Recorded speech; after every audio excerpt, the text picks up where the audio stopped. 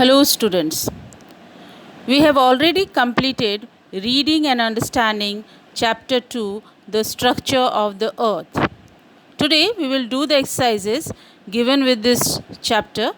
But before we move to the exercises, we will have a quick recap of the terms and information we gathered from this chapter. First thing we learned in this chapter is about the structure of the earth, and that there are three layers of the earth, that is crust, mantle and core. Again, core is again divided into liquid outer core and solid inner core. We have also learned that the liquid outer core is in molten state. Okay, and we have in detail learnt about crust, mantle and core. Next thing we learnt in this chapter is the difference between rocks and minerals. So we have understood what are rocks, and we have also understood what are minerals. Rocks, in the rocks section, we learned a new term, ore. Ore we learned as a rock which contains the accumulation of minerals in large quantities and can be extracted economically. Okay. Next, we learned about the different types of rocks, that is igneous rocks, sedimentary rocks and metamorphic rocks. And we have read in detail about these different types of rocks. Igneous rocks we learned as also intrusive and extrusive rocks, right? We remember intrusive and extrusive rocks.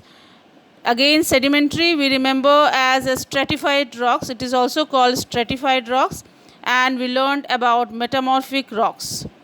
Even we learned in metamorphic rocks that marble is formed from limestone, slate is formed from shale, and gneiss, Gneiss is pronounced as gneiss, and it is formed from granite, and quartzite is formed from sandstone. After this, we learned about the importance of rocks. We also read about the importance of rocks, and the last topic from this chapter we learned is the rock cycle. And it is a very important topic, and you should remember the rock cycle, and you should know how to draw the rock cycle. When we read the rock cycle, when we go through the rock cycle, we can understand completely the transformation going on from the magma chamber, and again it is coming back to be as a magma chamber. Okay, so you must have gone through that rock cycle. So all these topics we have already covered, and I am sure you all have gone through the chapter, you would have read the chapters. Now today we will start the exercises. Turn to page number 106. A. Choose the correct answer and fill in the blanks. First one, the dash is the outermost layer of the earth. The answer is crust. The crust is the outermost layer of the earth. Number 2, rocks containing metal in large quantities are called, we have already read this, it is called ores. Okay, the answer is ores. Number 3, dash is the hardest material. You remember, diamond is the hardest material. So the correct option is diamond.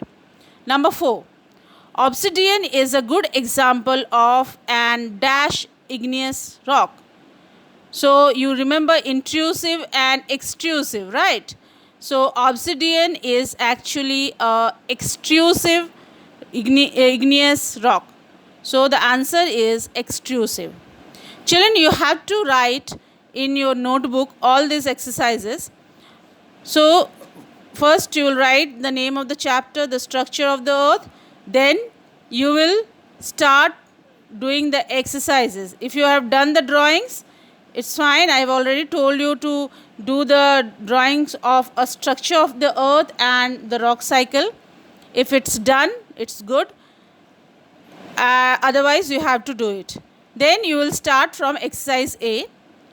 You will write, you don't need to write the options, okay? So you will just write the heading of the question, that is choose the correct answer and fill in the blanks.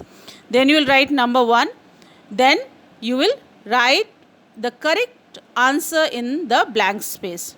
So you don't need to write the options along with the questions. So just write the question, the statement, and fill in the correct option in the blank space. Next one, we will move to B. State whether true or false. If false, correct the statement. First one, earthquakes and volcanic eruptions provide information about the interior of the earth. It's a true statement. So you will write true. You will write the statement, and in a box you must write true. True, true, you must write, not only T. Don't write T and F. You have to write in a complete word. Number 2. The mantle is in a semi-solid state. It is also a true statement. So you will write true. The mantle is in semi-solid state. Number 3. Rocks have a definite chemical composition. So it's a false statement. So whenever you get a false statement, you have to correct the statement. So what you will do, first you will write the false statement. You are writing the statement as given in the book. You will write it, and then you will write false. Then in the next line, that is next line, what you will write? You will write corrected sentence. You must write corrected statement, corrected sentence or statement, whatever you write. Corrected statement, it's better. Corrected statement you will write, and then you will write the correct answer. Okay. So here, rocks have a definite chemical composition is a false statement. So you will write false along with this statement. Then in the next line you will write corrected statement, and then in the next line you will write rocks do not have a definite chemical composition.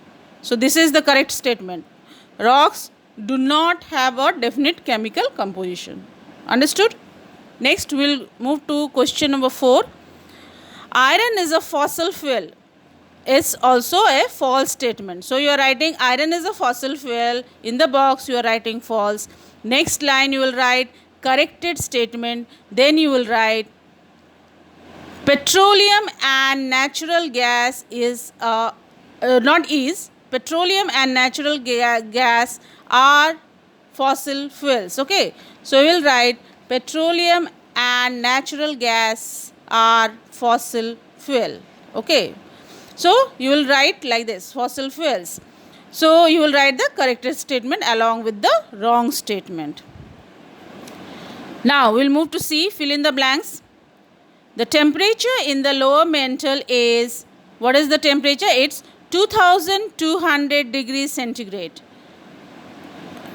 Next, number 2. The core of the earth is made up of dash and iron. If you have gone through the chapter, you will remember it's nickel, Nickel. Number 3, hematite is an ore of, in the blank space you will write iron. Next one, number 4. Sedimentary rocks are also called dash rocks. You know, it's sedimentary rocks are called stratified rocks. Stratified. Stratified rocks because it is formed in the form of layers or stratas, if you remember it. Number 5. Quartzite is formed from sandstone. Okay. So you will write sandstone. D. Now we'll move to match the columns. You can see in column A some terms are given, and in column B we have to match with it. So matching you already know how to do. You don't need to draw lines. You will just you write column A and write as it is given in the book. In column B, what is the correct answer? You will write beside that. Don't draw lines and make it clumsy. You will just write column A as it is in the book, and in column B you will write, like first one is Seema. So Seema, in Seema you should write beside Seema oceanic crust. The correct answer is oceanic crust. So you will write beside Sima, oceanic crust. Next one, number 2 is Sial, S-I-A-L, Sial. So beside Sial you will write continental crust. Next one, 3 is knife. Beside knife you will write inner core. Next one, number 4, magma. And then you will write beside magma molten rocks. So these are the correct answers. Okay. Now E. E is answer the following questions. E and F we will discuss in the next class. So you first complete whatever I have discussed with you now. So E and F we will discuss in the next class these questions. And G we will skip. G we will not do. Okay. So we will do E and F. We will do the answers for E and F. And G will not do. G no need to write in your notebook. So we will complete E and F in our next class.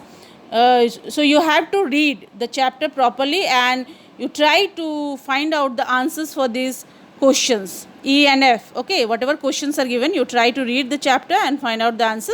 In my next class I will discuss the answers with you. Now we will move to H.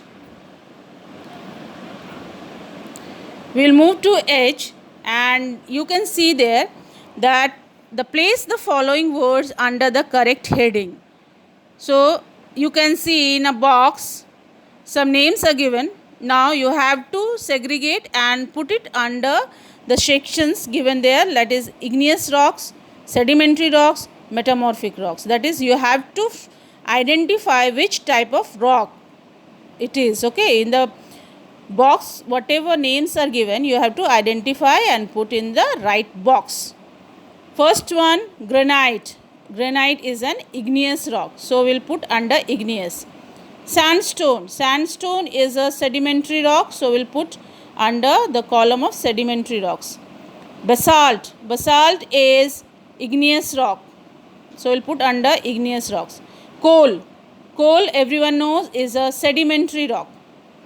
Marble. Marble is a metamorphic rock. Quartzite. Quartzite is also a metamorphic rock. Limestone. Limestone is sedimentary rock. Obsidian. Obsidian, you remember, is igneous rock. Gypsum. Gypsum is sedimentary rock. And gneiss. As I told you, the spelling for G-N-E-I-S-S is gneiss. So gneiss is a metamorphic rock. Slate. Slate is also a metamorphic rock. Dolerite. Dolerite is igneous rock. So we have already segregated the different types of rocks. You have to remember these names for each section, like igneous, sedimentary rocks and metamorphic rocks. You have to remember these names as an example for it. So this is completed, I think, and this also you have to do in your notebook. So today after my class, after you listen to my class, you have to complete A, B, C, D and H. So we are skipping off now E, F. E and F we will do in my next class, as I told you earlier. Till H you complete, and I think and answer we will discuss in my next class, but no need to write in your notebook. So G and I we are not doing in the notebook. So till H you are doing today, and E and F you will do the next day. Children, I hope you would have a better understanding of the chapter we have discussed, and you will today also again you will go through the chapter and try to point out or find out the answers for E and F. Okay, and do the exercises as discussed today. Thank you, children. Have a nice day.